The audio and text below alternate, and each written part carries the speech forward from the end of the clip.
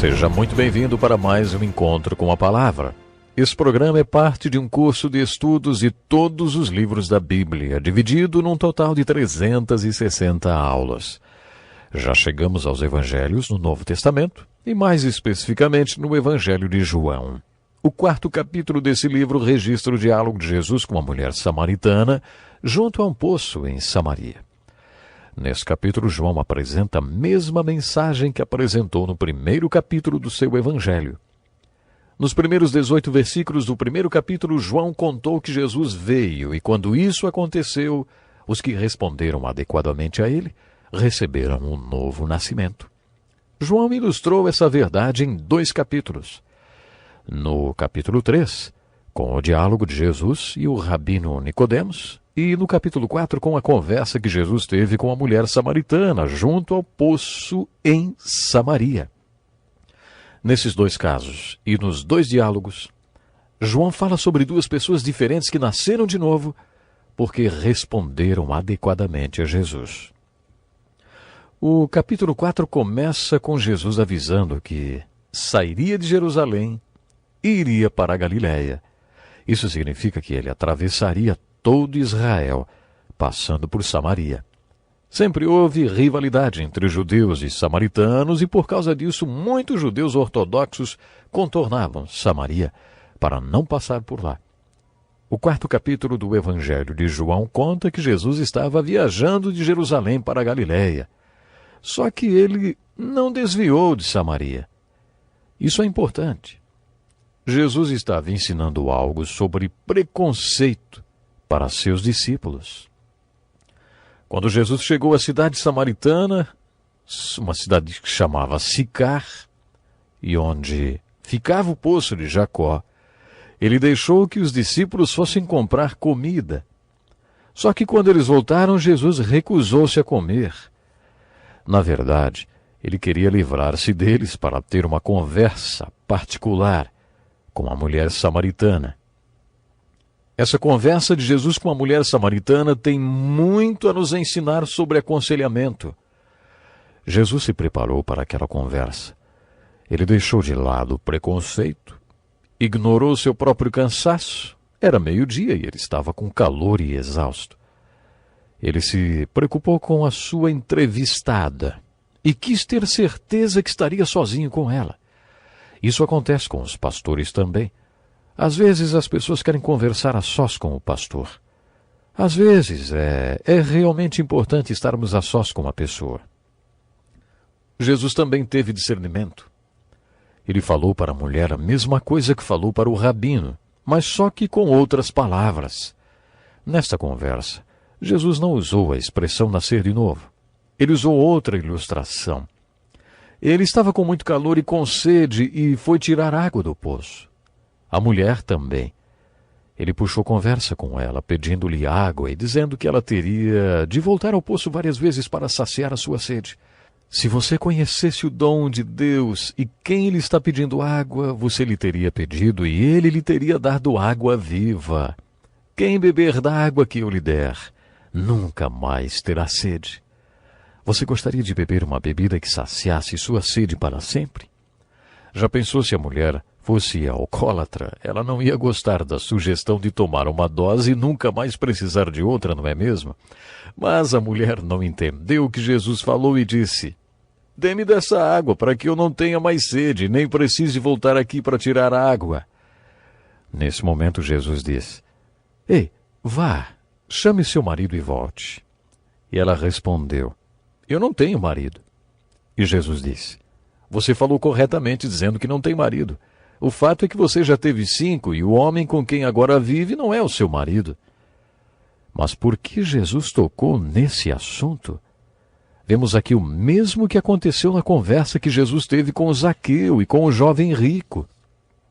Sem arrependimento, ela não podia beber desta água capaz de saciar a sua sede para sempre.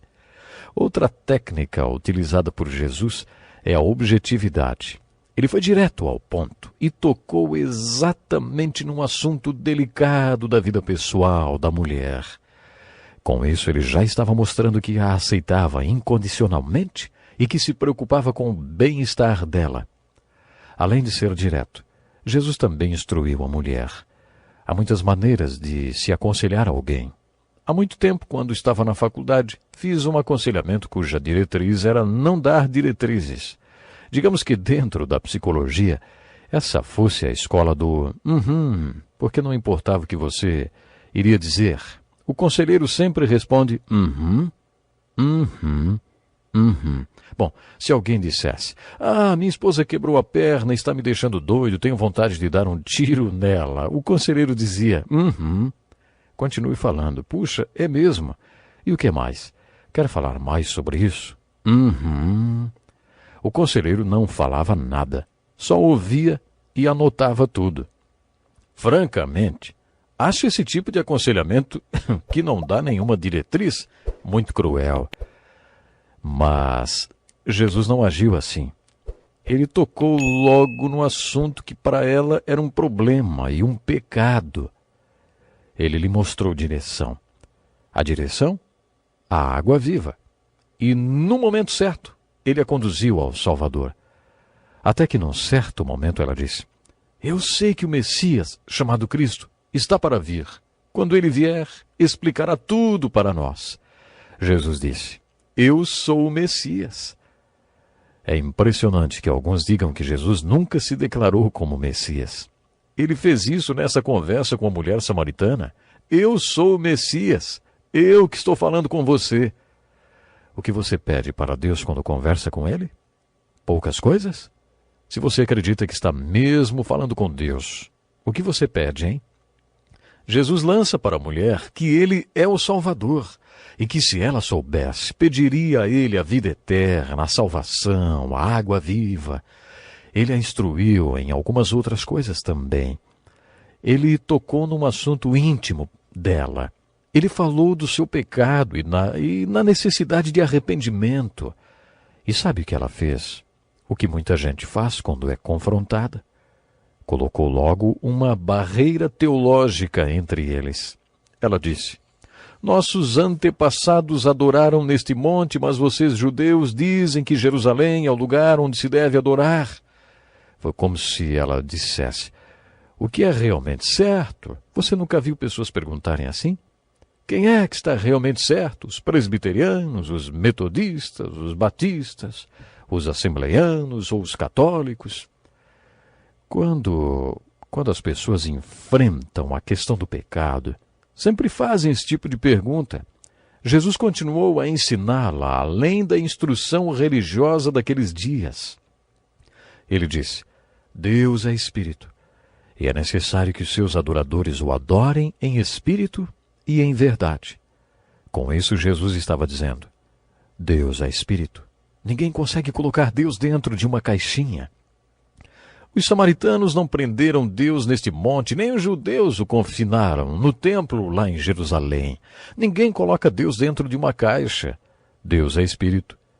E aqueles que o adoram em espírito e em verdade podem adorá-lo em qualquer lugar do planeta. Jesus instruiu aquela mulher muito além do ensino religioso daquela época. Depois que a mulher se converteu, ou nasceu de novo, Jesus a dirigiu num ministério. Isso é uma das coisas mais bonitas dentro dessa linguagem de códigos de João.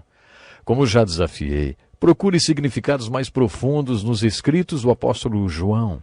Creio que João estava usando uma linguagem de sinais nesta narrativa da conversão da mulher, daquele poço. Quando ela chega e começa a conversar com Jesus, o seu pote vazio simboliza a sua sede, é claro. Sua sede não é só de água. O fato de ter tido 5 maridos e de estar vivendo com um homem que não era marido dela sugere um tipo mais profundo de sede. O seu pote vazio é um símbolo de sua sede. Ela se espantou com o fato de Jesus não ter nenhum pote para encher. Ora, o pote vazio era um símbolo da sede ou de alguma necessidade, e Jesus era um homem sem pote d'água. Talvez isso signifique que Jesus não tivesse necessidades e que não tivesse a sede que aquela mulher tinha. Acompanhe comigo os versículos 28 e 29. Então, deixando seu cântaro, a mulher voltou voltou à cidade e disse ao povo: venham ver um homem que me disse tudo que eu tenho feito. Não é interessante notar que a mulher foi para a cidade? Para os homens? Mas que homens? Ora, os homens que ela conhecia. Ela provavelmente conhecia muitos homens naquela cidade. Na verdade, creio que ela tenha sido até uma prostituta. Ela procurou os homens de Samaria e disse: venham ver um homem de verdade. Venham ver um homem que me disse tudo o que eu fiz. Ele simplesmente leu todo o meu coração. Ele tocou no meu coração. Venham ver esse homem. O relato bíblico conta que aqueles homens foram até Jesus e o ouviram por causa do relato da mulher. E daí disseram à mulher: agora cremos, não somente por causa do que você disse, pois nós mesmos o ouvimos e sabemos que esse é realmente o Salvador do mundo. Nesse diálogo tão bonito entre Jesus e a mulher, João está cumprindo seu propósito firmado quando iniciou o seu livro, contando o que disse que iria contar. Quando as pessoas respondem a Jesus como devem responder, elas nascem de novo. Esse capítulo descreve o novo nascimento dessa mulher e dos homens aos quais ela alcançou na cidade de Samaria. Esse relato conta duas experiências de vida maravilhosas. A maior experiência de vida é nascer de novo. A segunda maior experiência que podemos ter é ser canal através do qual pessoas nasçam de novo. Jesus expôs isso de uma maneira muito bonita com a vida desta mulher. Ele disse para ela: mulher, se você tomar dessa água sobre a qual estou falando, esta água viva, além de saciar sua sede, ela vai permanecer em você depois que você tomá-la, e vai jorrar para outros, e outros irão tomá-la também. Em outras palavras, além de você nascer de novo e saciar sua sede para o resto da vida, você vai se tornar uma fonte da qual outros tomarão essa água e se saciarão também. Tudo isso acontece para essa mulher no capítulo 4 de João. Mas eu tenho que encerrar agora. Deus lhe abençoe.